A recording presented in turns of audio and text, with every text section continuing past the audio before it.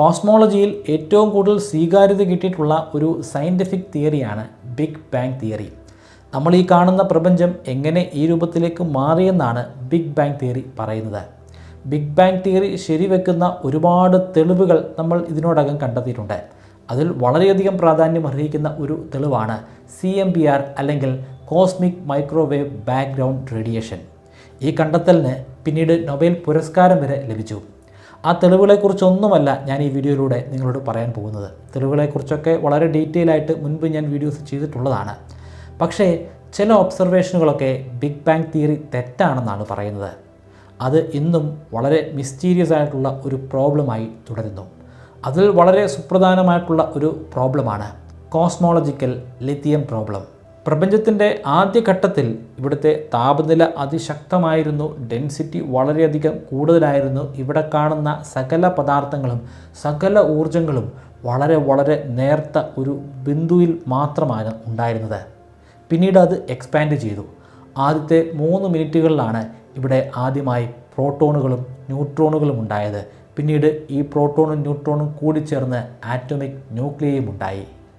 എങ്ങനെയാണ് ആദ്യത്തെ atomic nuclei ഉണ്ടായതെന്ന് വളരെ ഡീറ്റെയിൽ ആയിട്ട് ഒരു വീഡിയോയിലൂടെ മുമ്പ് ഞാൻ ചെയ്തതാണ്. അതുകൊണ്ട് അതിൻ്റെ വിശദീകരണത്തിലേക്ക് ഞാൻ കിടക്കുന്നില്ല.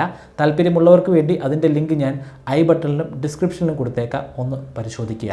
ബിഗ് ബാങ് മോഡൽ അനുസരിച്ച് പ്രപഞ്ചത്തിൻ്റെ ആദ്യകാല രൂപം ഒരു സൂപ്പ് പോലെയായിരുന്നു.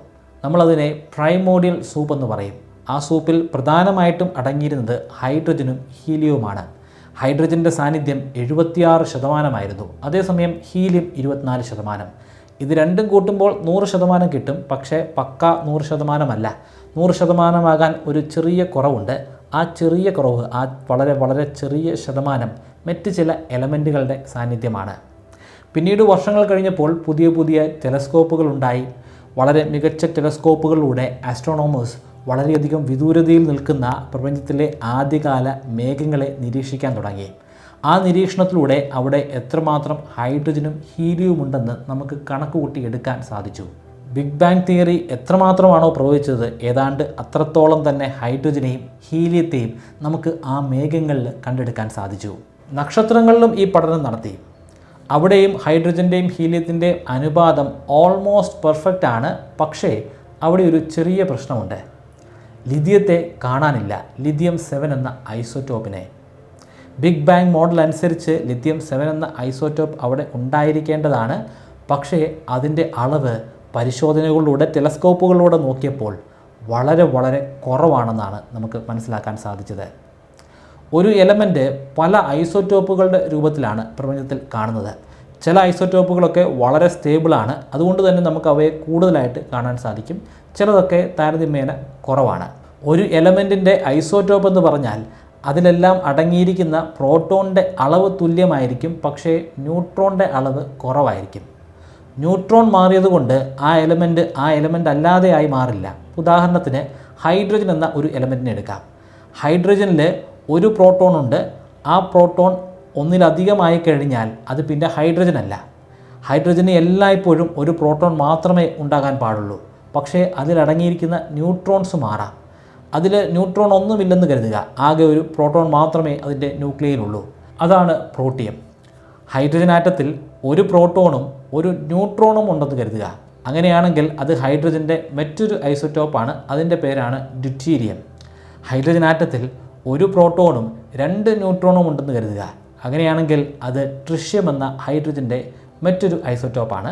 പല രൂപത്തിൽ നമുക്ക് ഒരു എലമെൻറ്റിനെ കാണാൻ സാധിക്കും. അത്തരത്തിൽ നമുക്ക് പ്രപഞ്ചത്തിൽ കാണാൻ സാധിക്കുന്ന ഏറ്റവും കൂടുതൽ അളവിലുള്ള ലിഥിയത്തിൻ്റെ ഐസോറ്റോപ്പാണ് ലിഥിയം 7.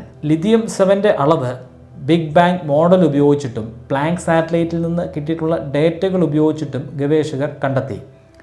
പ്ലാങ്ക് സാറ്റലൈറ്റ് ഉപയോഗിച്ചിട്ടാണ് നമ്മൾ കോസ്മിക് മൈക്രോവേവ് ബാക്ക്ഗ്രൗണ്ട് റേഡിയേഷനെ മെഷർ ചെയ്യുന്നത്. കോസ്മിക് മൈക്രോവേവ് ബാക്ക്ഗ്രൗണ്ട് റേഡിയേഷൻ അല്ലെങ്കിൽ CMBR എന്ന് പറയുന്നത് പ്രപഞ്ചമുണ്ടായി 3,80,000 വർഷങ്ങൾക്ക് ശേഷം ഉണ്ടായിട്ടുള്ള ഒരു പ്രകാശത്തിൻ്റെ കുതിച്ചുചാട്ടമാണ്. അതിനു മുൻപ് വരെയുള്ള കാലഘട്ടം അതൊരു ഡാർക്ക് ഇറയായിരുന്നു.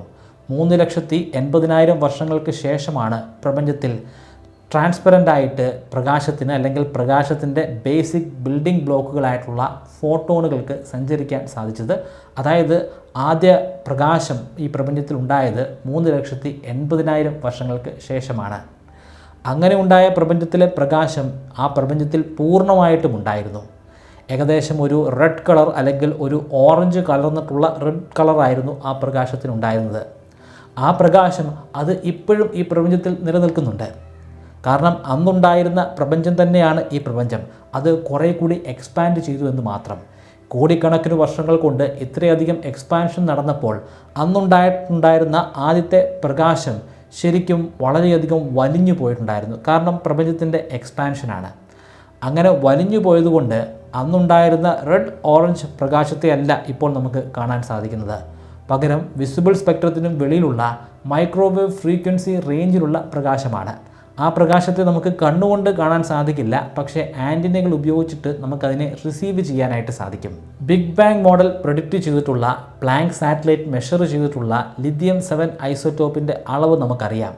അതിൻ്റെ വെറും 1/3 അളവിലുള്ള ലിഥിയം 7 ഐസോട്ടോപ്പ് മാത്രമാണ് ഇവിടെയുള്ള നക്ഷത്രങ്ങൾ അടങ്ങിയിരിക്കുന്നത്. സ്റ്റാൻഡേർഡ് ഡീവിയേഷൻ ഇവിടെ 4 മുതൽ 5 വരെയാണ്. അതായത് ഫിസിക്സിൻ്റെ ഭാഷയിൽ ഇതൊരു വലിയ പ്രശ്നമാണ്. ലിഥിയം 7നേക്കാൾ ഏറ്റവും കൂടുതൽ പ്രശ്നം സൃഷ്ടിക്കുന്നത് ശരിക്കും പറഞ്ഞാൽ ലിഥിയം 6 ആണ്. ലിഥിയം 6ൻ്റെ അളവ് ബിഗ് ബാങ് മോഡൽ അനുസരിച്ചും പ്ലാങ്ക് സാറ്റലൈറ്റിൻ്റെ മെഷർമെൻ്റ് അനുസരിച്ചും വളരെ കുറവായിരിക്കണം. എന്നാൽ അത് ശരിക്കും ഇവിടെ വളരെയധികം കൂടുതലുണ്ട്. കൃത്യമായിട്ട് പറഞ്ഞാൽ 1000 ഇരട്ടിയുടെ വർധനവാണുള്ളത്. ലിഥിയം 7ൻ്റെ പ്രശ്നം അത് നമ്മൾ സയൻറ്റിഫിക്കലി കൺഫേം ചെയ്തിട്ടുള്ളൊരു പ്രശ്നമാണ്. പക്ഷേ ലിഥിയം 6ൻ്റെ പ്രശ്നം അത് നമ്മൾ ഇതുവരെയായിട്ടും കൺഫേം ചെയ്തിട്ടില്ല. ഒരുപാട് തെളിവുകളുണ്ട്, പക്ഷേ ശാസ്ത്രീയമായിട്ട് അംഗീകരിക്കാനുള്ള തെളിവുകൾ ഇത് മാത്രം പോരാ. അധികം വൈകാതെ അതിലൊരു കൃത്യത നമുക്ക് ലഭിക്കും. അതുകൂടെ കൃത്യമാണെന്ന് തെളിയിക്കുകയാണെങ്കിൽ ബിഗ് ബാങ് മോഡലിന് ഏൽക്കുന്ന ഏറ്റവും വലിയ ആഘാതമായിരിക്കും ഇത്. അതോടുകൂടി ബിഗ് ബാങ് തിയറി പൂർണ്ണമായിട്ടും തെറ്റാണെന്ന് നമുക്ക് പറയാൻ സാധിക്കില്ല. അതിനെ അങ്ങനെ എഴുതി തള്ളാനും കഴിയില്ല. കാരണം ബിഗ് ബാങ് തിയറി ശരിവെക്കുന്ന അനേകം പ്രൂഫുകൾ നമുക്ക് കിട്ടിയിട്ടുണ്ട്. ഒരു കാര്യം വ്യക്തമാണ്, ഇത്രയധികം സ്വീകാര്യത കിട്ടിയിട്ടുള്ള ഇത്രയധികം തെളിവുകളുള്ള ബിഗ് ബാങ് തിയറിയിൽ പോലും വിള്ളലുകൾ വീണിട്ടുണ്ട്. അതിൻ്റെ ആഘാതം എത്രമാത്രം വലുതാണെന്ന് ഇപ്പോൾ നമുക്ക് പറയാൻ സാധിക്കില്ല. പക്ഷേ വരുന്ന ദിവസങ്ങളിൽ കൂടുതൽ വ്യക്തത നമുക്ക് ലഭിക്കും. എന്തുകൊണ്ടാണ് ലിഥിയത്തിൻ്റെ അളവിൽ ഈ ഏറ്റക്കുറച്ചിലൊക്കെ സംഭവിക്കുന്നത്? കൃത്യമായിട്ടുള്ള ഒരു ഉത്തരമൊന്നും ശാസ്ത്രത്തിൻ്റെ പക്കലില്ല. പക്ഷേ ചില ഗവേഷകർ ചില അനുമാനങ്ങളൊക്കെ മുന്നോട്ട് വയ്ക്കുന്നുണ്ട്.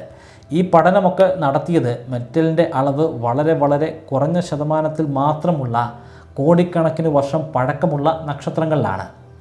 ഈ കോടിക്കണക്കിന് വർഷങ്ങൾ കൊണ്ട് ആ നക്ഷത്രത്തിൽ ഒരുപാട് ഇൻറ്റേർണൽ പ്രോസസ്സുകൾ നടന്നിട്ടുണ്ട്. ആ പ്രോസസ്സുകൾ കാരണം അതിൻ്റെ സർഫസ് ലെവൽ ഉണ്ടായിരുന്ന ലിഥിയം 7 ഐസോട്ടോപ്പുകൾ അതിൻ്റെ മധ്യഭാഗം അല്ലെങ്കിൽ കോറിലേക്ക് ആണ്ടുപോയിട്ടുണ്ട്. അതുകൊണ്ട് തന്നെയാണ് ടെലസ്കോപ്പുകൾ ഉപയോഗിച്ചിട്ട് സർഫസ് ലെവലിൽ നമുക്ക് കാര്യമായി ലിഥിയം 7 ഐസോട്ടോപ്പുകളെ കണ്ടെടുക്കാൻ സാധിക്കാതെ പോകുന്നത്. പക്ഷേ അവിടെ മറ്റൊരു ചോദ്യം കൂടെ വരും. അങ്ങനെയാണെങ്കിൽ എന്തുകൊണ്ടായിരിക്കാം കൂടുതലായിട്ട്, അതായത് 1000 ഇരട്ടിയോളം വരുന്ന ലിഥിയം 6 ഐസോട്ടോപ്പുകളെ ഇതേ നക്ഷത്രങ്ങളുടെ സർഫസിൽ നമുക്ക് കാണാൻ സാധിക്കുന്നത്? ഉത്തരമില്ല. പക്ഷേ അധികം വൈകാതെ ആ ഉത്തരങ്ങൾ നമ്മളെ തേടിയെത്തുമെന്ന് പ്രതീക്ഷിക്കാം. ഇത്തരത്തിൽ ഗവേഷകർ പ്രപ്പോസ് ചെയ്തിട്ടുള്ള മറ്റൊരു ഹൈപ്പോത്തിസിസ് ആണ് ഡാർക്ക് മാറ്റർ ഡീകേ. അത് ഞാൻ ഈ വീഡിയോയിൽ പറയുന്നില്ല.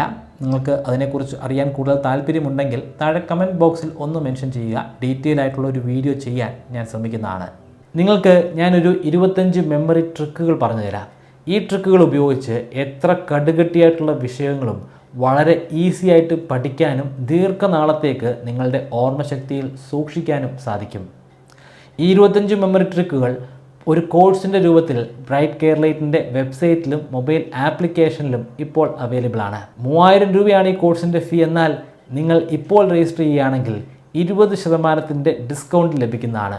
അതിനുവേണ്ടി സ്ക്രീനിൽ കാണുന്നത് പോലെ MBK20 എന്ന പ്രൊമോ കോഡ് ഉപയോഗിക്കുക. ഡിസ്ക്രിപ്ഷനിലും ഫസ്റ്റ് കമൻറ്റിലും ഞാൻ ലിങ്ക് കൊടുക്കുന്നുണ്ട്. താല്പര്യമുള്ളവർ ഇപ്പോൾ തന്നെ പരിശോധിക്കുക. കൂടുതൽ സംശയങ്ങളുണ്ടെങ്കിൽ ഇൻസ്റ്റാഗ്രാമിലൂടെയോ ഫേസ്ബുക്കിലൂടെയോ അല്ലെങ്കിൽ മെയിലിലൂടെയോ നിങ്ങൾക്ക് എന്നോട് കമ്മ്യൂണിക്കേറ്റ് ചെയ്യാം. ഇവയുടെ എല്ലാ ലിങ്കുകൾ ഞാൻ ഡിസ്ക്രിപ്ഷനിലും ഫസ്റ്റ് കമൻറ്റിലും കൊടുത്തിട്ടുണ്ട്.